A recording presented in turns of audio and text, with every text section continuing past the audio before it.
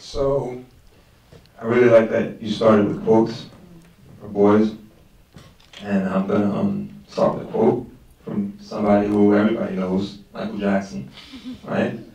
I'm looking at the man in the mirror, right? And it's starting with me.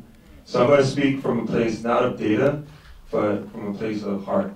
And like Carol had said in the video, speak from your truth. So I'm gonna speak from my truth.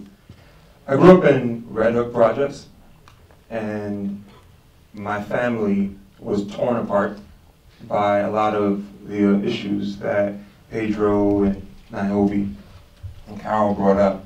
Also, my neighborhood was torn apart by a lot of the same issues. In 1988, Life magazine called Red Hook the crack capital of the United States of America. And they called us one of the 10 worst neighborhoods in New York City. And, you know, I remember being a kid and seeing that Life magazine photo spread and thinking, this is not my neighborhood. It looked like a Grand Theft Auto game. And that wasn't my neighborhood.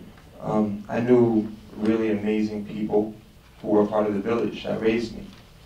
And I knew boys who craved that deep connection that Niobe was talking about. And I craved that deep connection. And you raised a question earlier, Niobe, about, you know, you said we're born human, and then you talked about capitalization, the capitalistic nature of America, how it distorts our humanity and gets in our way. And then what is it like? What is it like to grow up in a place that distorts your humanity and makes you inhuman? And I was thinking about that Life magazine photo spread and how that's what we look like in that photo spread. We look, the people who are Red Hook, we look inhuman. We were stereotypes. And I knew at that young age that I wanted to change the narrative. I wanted to be, like Pedro said, the counter narrative. And my mom always would say these quotes, and I would think, you know, even as my mom was on the welfare scroll, I would look at her and say, like, you know, why are you saying these things? Like, is this really true of our reality? She would say stuff like, you have to be the change that you want to see. And I'm thinking, you know, I'm here in Red Hook, you know, Ma, your own welfare. You know, you get $65 a month for my 3 sisters and me. That's probably my mom calling me. Like, don't you air all of the laundry. Don't put all the laundry out there. But I know if she was in the room right now, if she was watching, she would say, speak the truth of the family and speak for our neighborhood and also for our world. You had mentioned something about, Niobe, the consequences of individualism. And you had talked about how being isolated kills us. And that made me think. It made me think about the suicide rates that you mentioned, but it also made me think about how growing up in Red Hook, I saw young men and young women killing each other. Homicide. Black on black, Latino on Latino, black on Latino, Latino on black. Homicide. And I always asked, you know, like, why? Why were 2 guys who were friends with each other one day, the next day pointing guns at each other and shooting each other? And I'll never forget, I was teaching. I'm a teacher. I've been teaching for 14 years in the DOE. I heard somebody griping about the DOE earlier. Yes. She just said it too. She's like, yes! You know, I love you. I love you. Yeah, I love you too.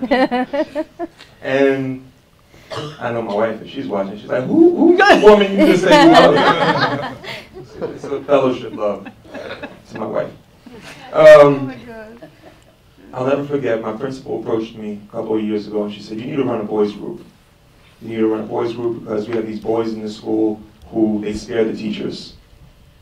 You need to run a boys group because these boys, we're about to kick them out of this school. And pretty much they have no more hope, right? But they have something in common. They have you in common. They would come to me before school. They would come to me during lunch. They would hang out with me. And they try to claim me. They say, Mr. T, tell them that you're my brother. Tell them that you're my uncle. Tell them that you're my cousin. And they were trying to claim me. And I'll never forget, one time I was hanging out with the boys, and they were doing something not cool. Really, really not cool. And one of the boys said, you know, this is so wrong, what we're doing right now. And I heard him say this is so wrong. But at the same time that he was saying this is so wrong, I could see in his body language that the togetherness that he experienced with the other boys felt so right. Mm-hmm. Mm-hmm.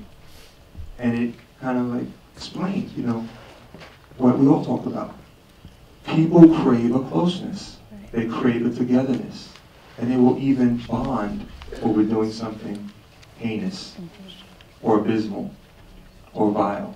And it explains why there's people are out there, you know, gangbanging and killing each other. And they know it's wrong, but guess what? I'm standing arm to arm with my man right here, and we're doing this together, right? It made me think about when we were watching the video and they were talking about togetherness. Everybody said they wanted togetherness, right? What do you most want? You know, the questions that we were talking about. What do you most fear? We fear losing the togetherness. I wanted to talk about what Pedro said about if we pass that homeless person, or if you pass someone, you see something happening, it's not right. If you were to stop, and we all feel like stopping, right? You see people nodding, they're like, yeah, you see something, you want to stop, you know, you see something, say something, you want to do it. But you had mentioned, you know, if we were to stop, we wouldn't have the vocabulary. Right. We wouldn't know what to say. We wouldn't have the training to know what to do. And I see that play out a lot. I've been at my school for 14 years, and we've taught our kids how to master Common Core standards, but we haven't taught kids the language of empathy. Right? We haven't taught kids sentence starters to actually say, I could relate to you. I could relate to your experience. Or, you know what, I identify with what you just said. Or I see myself in you. And it's, raise your hand if you agree, if you've been in schools where you're not taught, or you see kids being taught other things than how to relate to each other. Raise your hand if you see that. It's all around the world. I want to wrap up by talking about how all of this work inspired me. I wrote a book. I wrote a book that the two boys, it's kind of like your quotes. You know, it's from the voice of two boys growing up in this crisis of connection. They're growing up in Red Hook projects.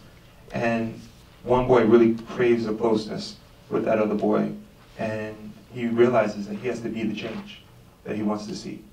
And the book really takes the definition or the term man up and it flips it on its head. What does it really mean to man up?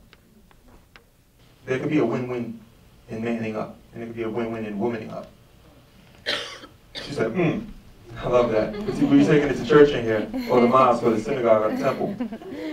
I want to say something that Thich Nhat Hanh had said. I went to his retreat up in Blue Cliff Monastery, and the bald head is not because I'm a Buddhist.